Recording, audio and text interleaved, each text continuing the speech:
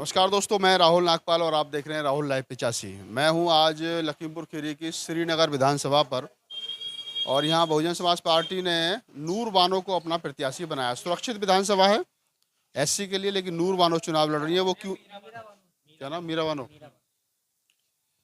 बानो जो है वो चुनाव लड़ रही है। सुरक्षित विधानसभा है और सुरक्षित विधानसभा पर मीरा बानो चुनाव लड़ रही है। इसके बारे में मैं बाद में बात करूँगा वो क्यों लड़ रही हैं। लेकिन जब मैं यहाँ पहुँचा तो एक बड़े दिलचस्प इंसान से मेरा मुलाकात हुई।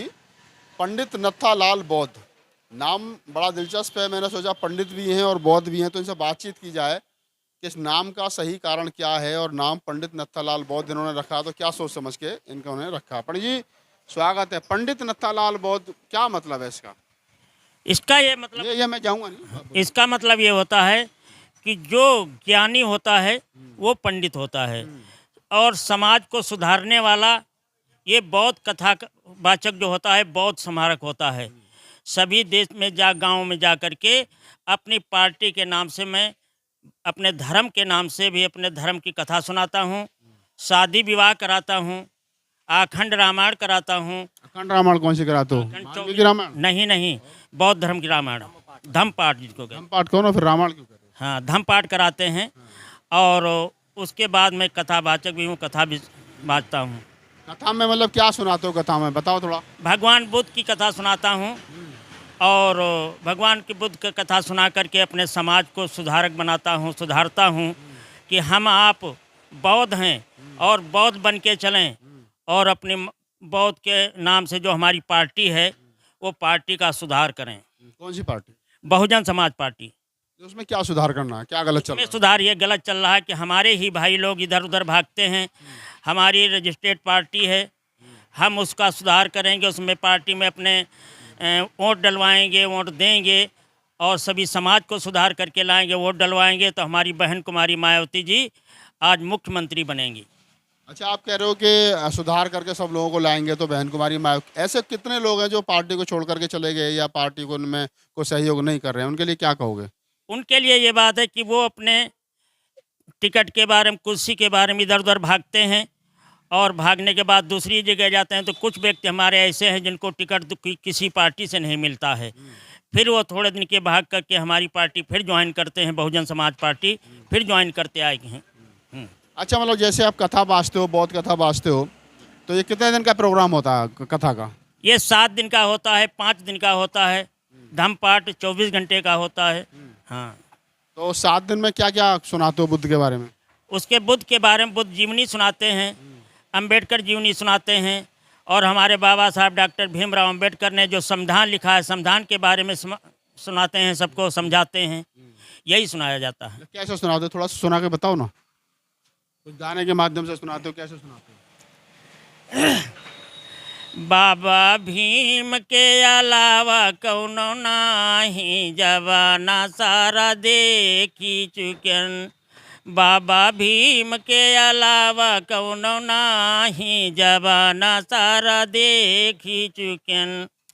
देवकी जी के कृष्ण भय हैं नंद की पुत्र कहावा, यानी कहाँ पैदा हुए और कहाँ जाके पिता बनाए कि उनका नाम चलाया है।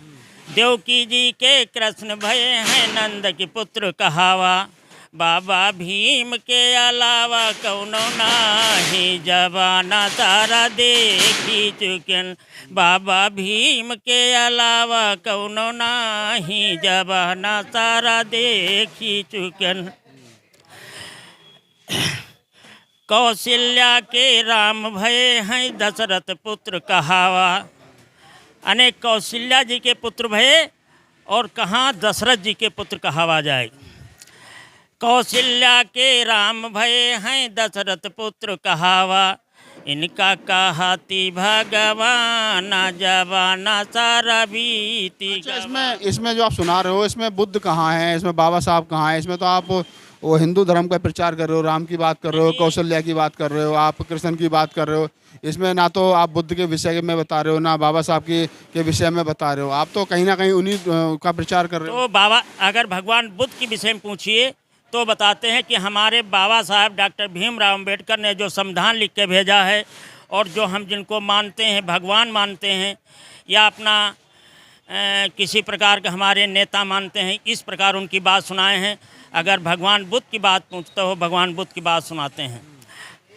हमारे भगवान तथागत गौतम बुद्ध जी जब पैदा हुए तो बहुत कम सी उम्र में जब बैठने लगे तो चुपके चाप बैठे रहते थे, और बैठने के बाद वो किसी से बोलते चालते नहीं थे। तो उनके जो पिताजी शत्रुघ्न थे, तो उन्होंने कहा कि हमारा बेटा गूंगा हो गया है। तो इसलिए उन्होंने एक ऋषि मुनि को बुलाया, और ऋषि मुनि को बुलवा करके और कहने लगे कि हमारा बेटा गूंगा हो गया है, ऋषि जी बताइए क्या कारण है। तो जब ऋषि मुनि घूमते थे गांव के बारे में, उन्होंने बुलवाया और एक ऋषि मुनि साधु थे, उनको दिखाया। उन्होंने कहा कि मैं इस बेटा तो बहुत होनहार है, लेकिन और आगे अगर राज में रहेगा तो राजपाल चलाएगा, वैसे संन्यास धारण करेगा तो देश का विकास करेगा। अच्छा, क्या नाम था जिन साधु का जिन्होंने बात कही थी? उनका नाम याद नहीं है। नाम याद नहीं है। चलिए खैर, अब मैं अब आपसे और कुछ राजनीतिक बात कर लेता हूँ। थोड़ा जो ये श्रीनगर विधानसभा है, आप इसमें घूम रहे हो, गली गली जा रहे हो, गांव-गांव जा रहे हो, तो क्या लग रहा है मीरा बानो जी के समय माहौल बन रहा है? हाँ, मीरा बानो जी का हमारे क्षेत्र में पूरा माहौल ठीक है। अच्छा, ये सीट तो सुरक्षित है एससी के लिए, तो मीरा बानो क्यों चुनाव लड़ रही है?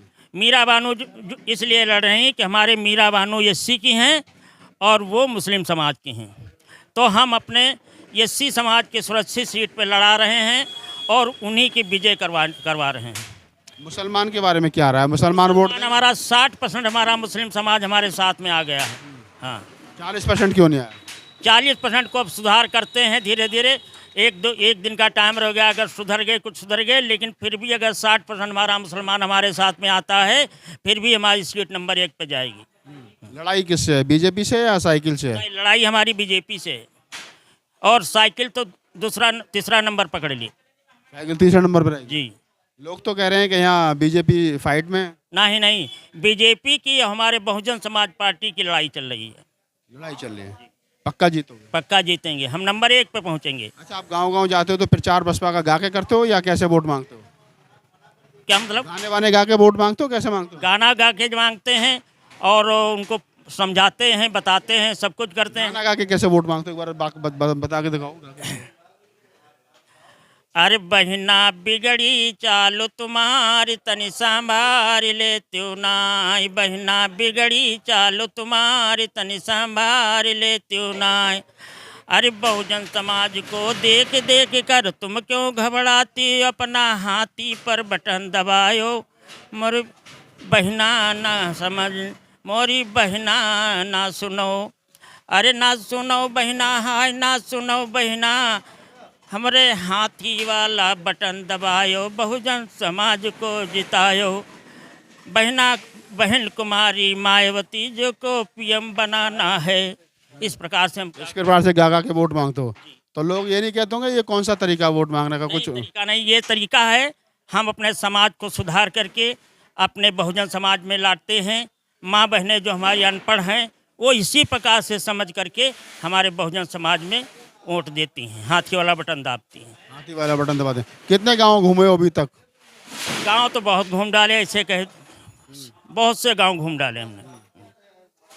तो आप थे नत्थालाल बौद्ध, पंडित नत्थालाल बौद्ध। तो मैंने उनसे ब्राह्मण के बारे में पूछा, हालांकि जितनी उनको जानकारी है उतनी उन्होंने बताई। और कथावाचक हैं, गाने वाने गाते हैं, लोकगीत जिनको हमारे भाषा में, साहित्य की भाषा में कहा जाता है लोक गायक। तो लोक गायक हैं, उसमें बुद्ध को, कबीर को, नानक को, रैदास को, जो एक फूले अम्बेडकर आंदोलन की परंपरा है उस पर वो गाते हैं। और उन्होंने बताया कि वो 7 दिन की बुद्ध की जो कथा है वो भी करते हैं, और अखंड जो कथा है वो भी करते हैं 24 घंटे वाली। तो ये उनकी विशेषता है। मेरी जिम्मेदारी, मैं समझता हूँ कि मैं जहाँ जाऊँ मुझे लगे कि कोई ऐसा व्यक्ति मिले जिसकी बात आप तक पहुँचनी चाहिए, तो मैं पहुँचाने की कोशिश करता हूँ। तो उसी माज पंडित नत्थालाल बौद्ध जी हमारे साथ थे। श्रीनगर विधानसभा लखीमपुर खीरी की, वहाँ गाँव जा कर के ये गाने गा करके वोट मांगते हैं। ये यूनिक बात है कि गाने गा करके वोट मांगी जाती है, तो वो ये मांग रहे हैं। तो बस यही, इन्हीं बातों के साथ मैं आप लोगों से यही कहूँगा कि श्रीनगर विधानसभा लखीमपुर में मैं पिछले 4-5 दिन से हूँ, कल तक रहूँगा, और कुछ अद्भुत लोगों से मैं आपको मिलवाने की कोशिश करूँगा जो बहुजन समाज पार्टी के लिए और प्रत्याशियों के लिए अपने तरीके से काम कर रहे हैं। मैं राहुल नागपाल, कैमरामैन अनिकेत के साथ, लखीमपुर।